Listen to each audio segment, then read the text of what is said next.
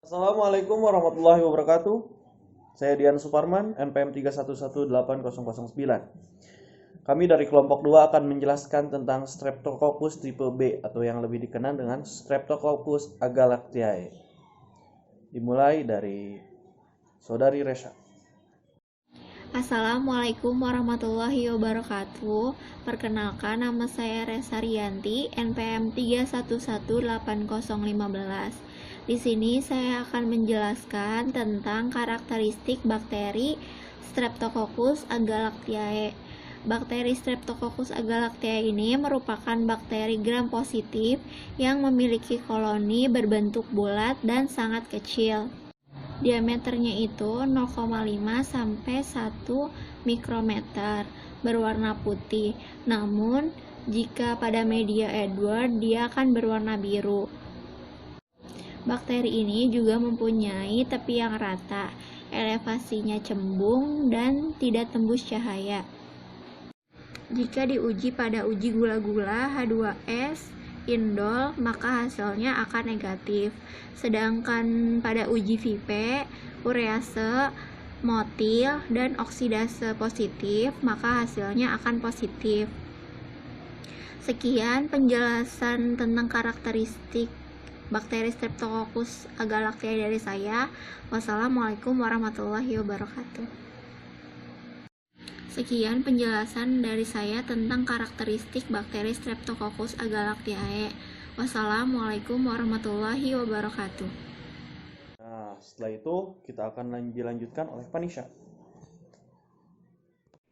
Assalamualaikum warahmatullahi wabarakatuh. Saya di sini akan menjelaskan tentang karakteristik dari Salmonella agalactiae. Salmonella agalactiae merupakan bakteri non-hemolytic coccus. Bakteri Salmonella agalactiae sendiri merupakan flora normal yang 5-25% ya, berada di dalam vagina dan mulut wanita. Bakteri Salmonella agalactiae sendiri mempunyai 6 genus Streptococcus golongan B.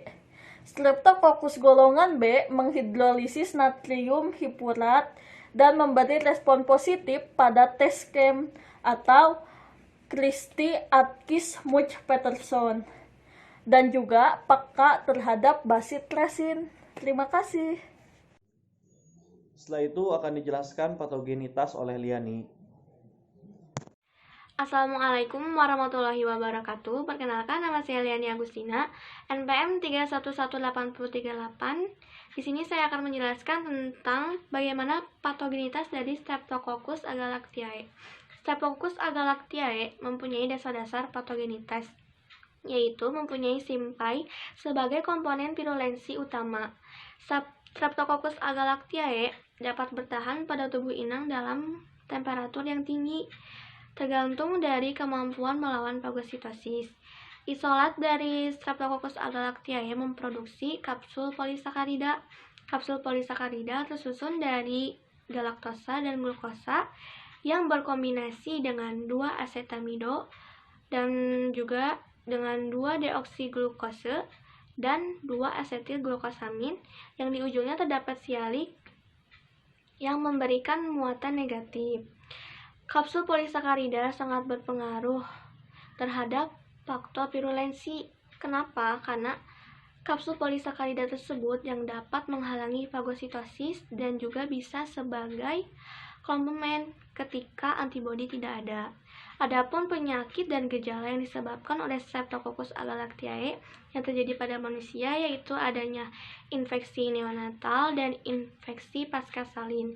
Infeksi pasca-salin contohnya adalah endometritis.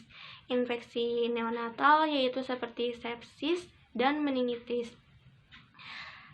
Infeksi sepsis dibagi dua menjadi infeksi sepsis yang terjadi secara segera dan yang terjadi secara kemudian. Kalau misalnya yang terjadi secara segera itu dalam waktu ketika lahir, dan yang terjadinya itu infeksi seperti kelainan prematur dan juga kelainan seperti adanya komplikasi pada komplikasi pada obstetrik, yang berkaitan dengan komplikasi obstetrik. Adapun yang timbul secara kemudian yaitu dalam jangka waktu 7 hari sampai waktu 4 bulan. Ditandai dengan adanya meningitis dan ada pula infeksi yang menyebabkan saraf tersebut menetap kerusakannya itu. Lalu ada meningitis, seperti gejalanya adalah pada bayi, demam, muncul bercak pada kulit, intensitas interaksinya berkurang, lelah, dan juga adanya benjolan pada ubun-ubun. Ada pula kejang-kejang pada tengkuk. Itulah gejala-gejala pada bayi, sedangkan pada anak-anak adanya demam, sama yang bayi juga adanya demam, lalu adanya flu, kejang-kejang pada tengkuk juga, dan juga kelelahan. Lalu ada pula demam scarlet atau disebut juga dengan demam skarlatina.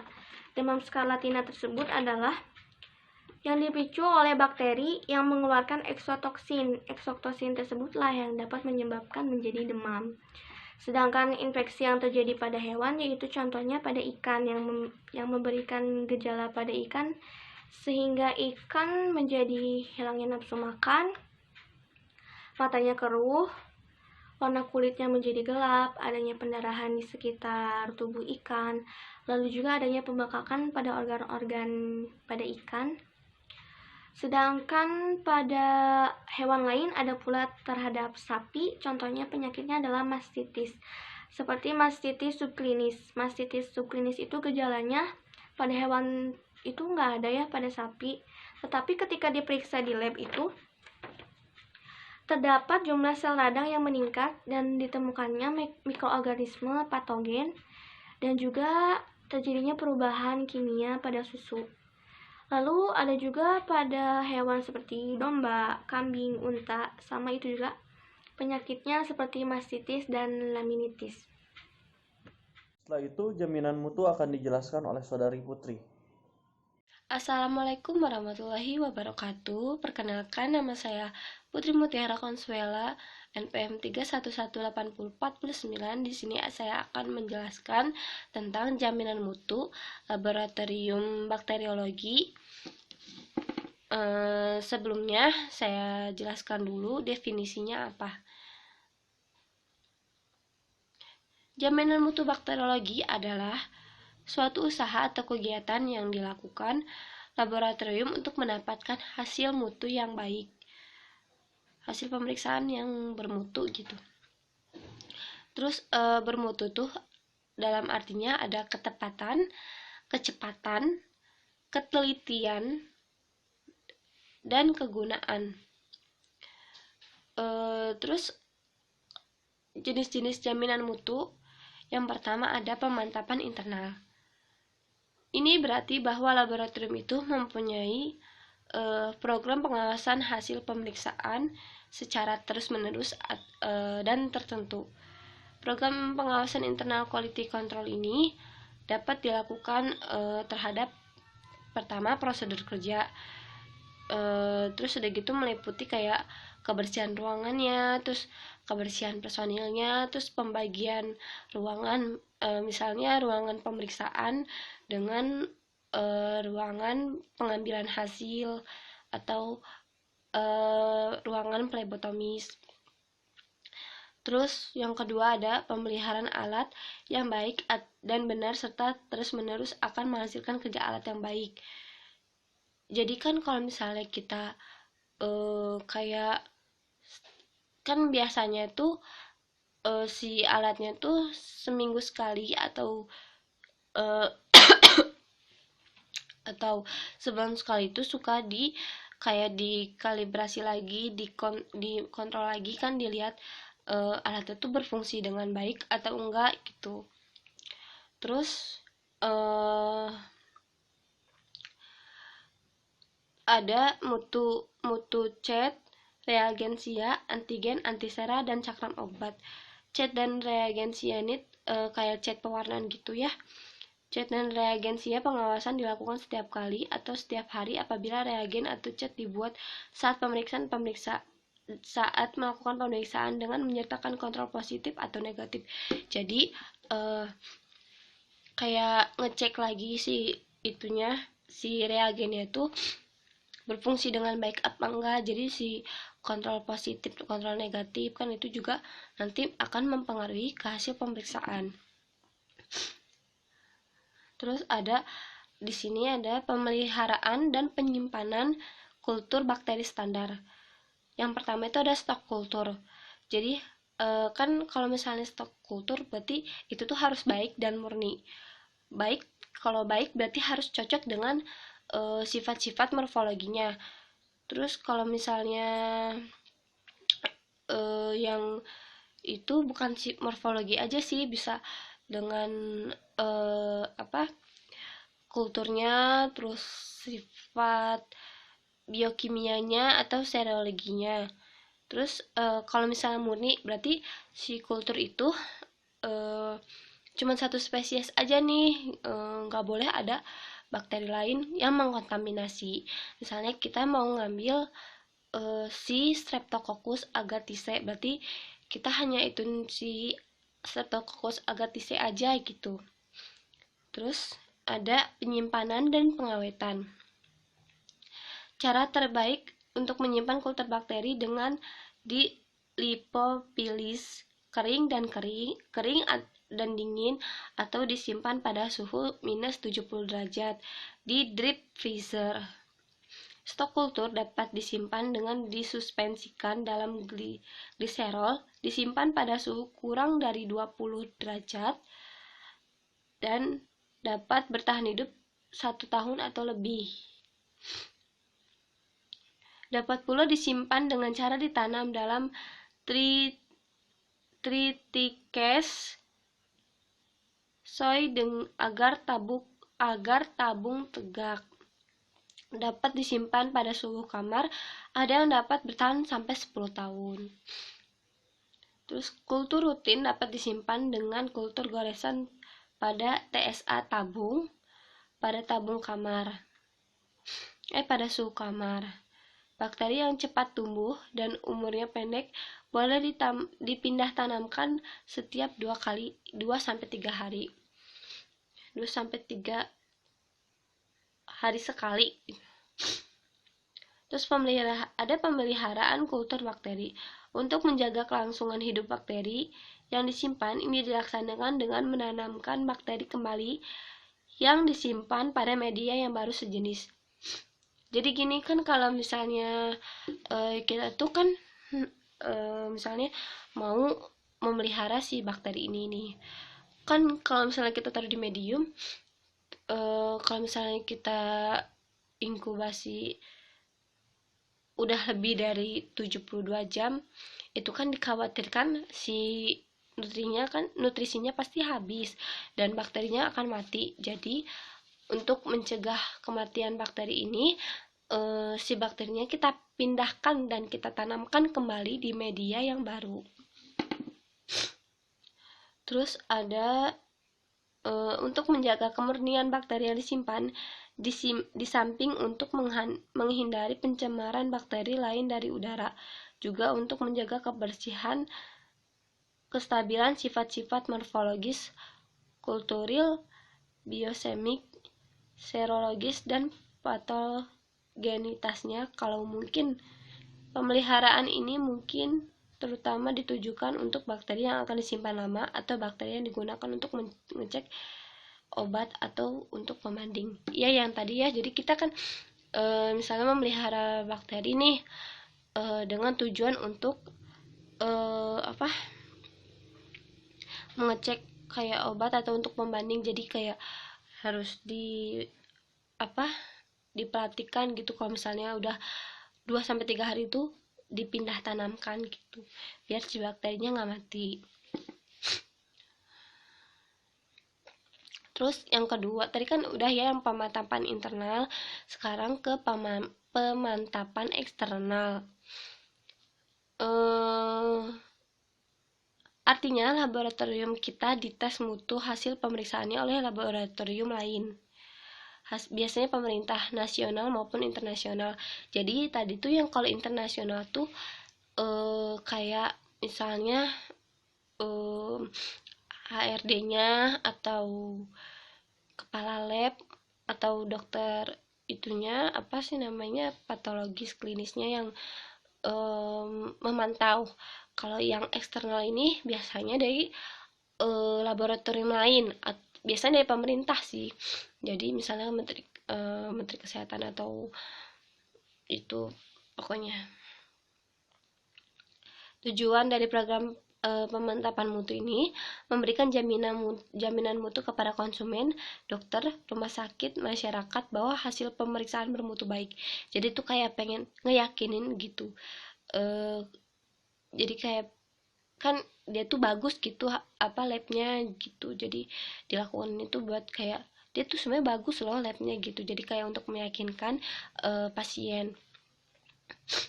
Terus menetapkan dan membandingkan ketetapan hasil pemeriksaan suatu laboratorium secara nasional, mengidentifikasi kesalahan-kesalahan umum, mendorong penggunaan prosedur yang seragam dan reagensia yang standar, mengukur kemampuan administrasi. Program penetapan mutu suatu lab dapat dilakukan sebagai berikut, dengan mengirimkan spesimen atau kultur bakteri yang tidak diketahui isinya. Frekuensi penetapan minimal 4 kali dalam setahun, idealnya 12 kali. Waktu pelaksanaan dan pelaporan oleh laboratorium yang ditetapkan mutu dan kemampuannya dibuat sesingkat mungkin. Petunjuk pelaksanaan dan pelaporan diserahkan bersama-sama dengan spesimen. Terus ada parameter dalam penjaminan mutu. Yang pertama, parameter sterilisasi. Sterilisasi media mempunyai peran penting dalam kualitas media. Ya iyalah ya, kalau misalnya itu kan kita harus steril banget ya biar nggak ada kontaminan. Terus ada biasanya nih kalau misalnya untuk sterilisasi media ini menggunakan autoclave. Terus ada parameter fisik. Parameter fisik ini penampilan fisik kotor media sering menunjukkan kualitas buruk. Media disiapkan harus diperiksa ciri-ciri fisik seperti gelembung yang berlebihan atau berlubang. Tidak setara pengisian pelat leveling seragam. Retak menengah di piring dan pembekuan atau kristalisasi. Jadi ini tuh kayak buat media yang baik secara fisik tuh seperti apa, nggak boleh ada apa sih namanya, gelembung atau retak di tengah gitu. Terus ada yang parameter mikrobiologi pendukung pertumbuhan. Karakteristik adalah parameter yang paling penting saat melakukan pengendalian kualitas media. Prosedur inokulasi harus dilakukan. Hasilnya harus diperiksa secara kualitatif dan kuantitatif, dan pengujian banyak, baik batch sebelumnya dan batch baru, harus tumbuh secara bersama. Terus ada parameter kontaminasi. Ini adalah parameter sangat penting bagi penentuan kualitas media. Hal ini juga menyarankan bahwa batch seluruh media disiapkan atau diperiksa untuk kontaminasi dengan menjaga plat minimal selama 3 hari pada suhu kamar. Setelah diinkubasi, plat diperiksa untuk pertumbuhan apapun. Jika ada pertumbuhan apapun, proses ini diulang. Mengambil lagi 2 piring dari batch yang sama. Jika pencemaran terjadi lagi, maka disimpulkan bahwa kontaminasi telah terjadi di batch disiapkan. Sesuai rekomendasi, lebih dari 10% kontaminasi membutuhkan batch yang akan dibuang. Yang terakhir ada parameter kekuatan gel. Kekuatan gel merupakan indikasi tingkat pemadatan dari agar-agar medium. Ujung bawah batang memiliki porsi bulat yang terletak pada permukaan media.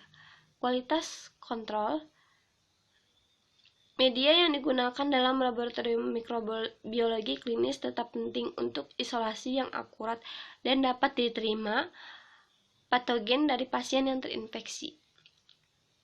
Dalam sebuah studi kepatuhan QC baru-baru di Ontario, ditemukan bahwa NCCLS-QA rekomendasi tidak diikuti sama sekali. Selain itu, strain ATCC direkomendasikan digunakan hanya setengah dari laboratorium yang berpartisipasi. Sekian dari presentasi kelompok kami. Kurang lebihnya mohon maaf. Wassalamualaikum warahmatullahi wabarakatuh.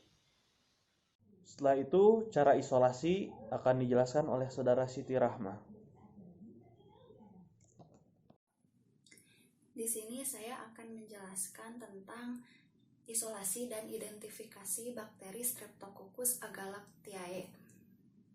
Jadi kebanyakan Streptococcus tumbuh dalam media padat sebagai koloni diskoid. Ada beberapa media selektif untuk menumbuhkan bakteri Streptococcus ini. Yang pertama ada BAP atau blood agar plate. Jadi koloni Streptococcus yang tumbuh pada media ini berukuran kecil-kecil, bulat halus, berdiameter kurang dari 1 mm. Jadi pinggiran rata dan di sekeliling koloni tampak zona ada bening. Kalau misalkan bening itu ada hemolisis total atau beta Streptococcus. Juga ada jernih kehijauan, yaitu hemodigesty, yaitu alpha Streptococcus. Terus ada tidak berubah sama sekali, yaitu gamma Streptococcus. Lalu yang kedua ada manid salt agar atau MSA. Jadi koloni Streptococcus pada media MSA berukuran kecil, smooth, bulat, dan cembung. Jadi warna koloni putih kekuningan. Artinya bakteri mampu memfermentasikan bahan yang ada dalam media tersebut. Lalu ada metode pewarnaan gram. Jadi bakteri Streptococcus bisa diidentifikasi dengan menggunakan metode pewarnaan gram. Jika itu memang benar bakteri Streptococcus, maka bakteri tersebut memiliki ciri yaitu berwarna ungu, lalu memiliki bentuk bulat atau kokus dan berantai panjang. Lalu ada beberapa uji biokimia, yaitu diantaranya ada uji katalase. Uji katalase ini melihat adanya pembentukan buih atau tidak. Jadi pertama-tama untuk melakukan uji katalase yaitu dengan mengambil koloni yang diduga Streptococcus agalactiae, diambil dengan menggunakan oses steril, lalu disapukan pada objek gelas. Lalu si hidrogen peroksida 3% itu sebanyak 1 tetes ditempatkan di atas preparat dan diamati pembentukan buih atau gelembung yang terjadi. Pada Streptococcus agalactiae ini menunjukkan hasil negatif, yaitu tidak adanya pembentukan buih. Lalu ada uji Christie-Atkins-Munch-Peterson atau CAMP. Tes uji CAMP dilakukan pada media blood agar plate atau PBA dengan bakteri Staphylococcus aureus sebagai penanda. Jadi si bakteri Staphylococcus aureus ditanam dengan cara membuat garis di tengah-tengah media BAP dengan menggunakan ose. Kemudian tanamkan bakteri yang diduga Streptococcus agalactiae membentuk garis tegak lurus dengan Staphylococcus aureus. Biarkan atau inkubasikan selama 24-48 jam dalam suhu 37 derajat Celcius.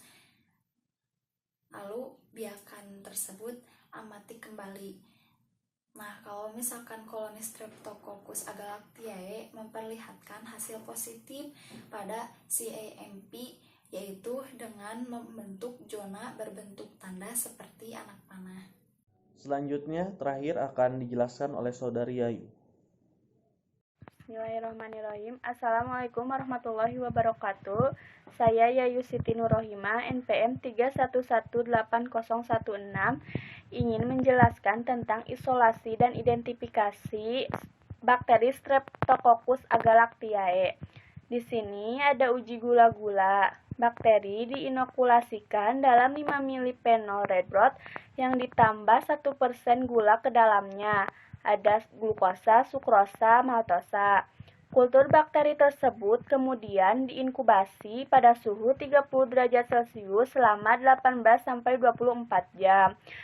Indikator phenol red akan menunjukkan perubahan warna dari merah menjadi kuning untuk reaksi positif dan tetap merah untuk reaksi negatif.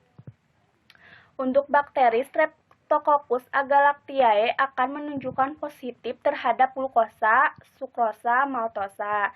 Lalu ada uji Bill eskulin. Tujuannya untuk mengidentifikasi bakteri mampu menghidrolisis eskulin.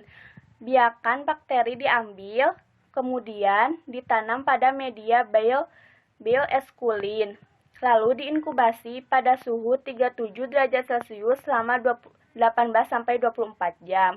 Untuk hasil positif, menunjukkan perubahan warna media menjadi hitam. Bakteri Streptococcus agalactiae menunjukkan hasil negatif. Lalu ada uji motilitas dan uji indol. Bakteri diinokulasikan pada media motility indol ornithin atau MHO. Dilakukan secara aseptis dengan memasukkan ose steril yang mengandung isolat bakteri yang diduga. Lurus ke dalam tabung, kemudian diinkubasi pada suhu 37 derajat Celcius selama 18-24 jam. Reagen kompak 0,2 mili sampai dengan 0,3 mili ditambahkan. Bakteri yang tumbuh menyebar dari garis tusukan menunjukkan sifat motil. Sedangkan bila tumbuhnya hanya mengikuti garis tusukan menunjukkan sifat non-motil. Hasil reaksi positif ditandai dengan adanya bentuk cincin merah pada lapisan atas media. Sedangkan hasil reaksi negatif ditandai dengan terbentuknya cincin kuning. Bakteri Streptococcus agalactiae menunjukkan hasil negatif untuk uji motilitas dan uji indol. Di sini ada uji urease. Bakteri diinokulasikan dengan menggunakan ose ke dalam media urea broth, kemudian diinkubasi pada suhu 37 derajat Celcius selama 28-24 jam. Hasil positif menunjukkan perubahan warna media menjadi warna merah muda. Bakteri Streptococcus agalactiae menunjukkan hasil negatif untuk uji urease. Di sini ada uji hemolisis atau uji patogenitas. Pengujian terhadap patogenitas dari Sagalactiae dilakukan pada blood agar plate atau BAP.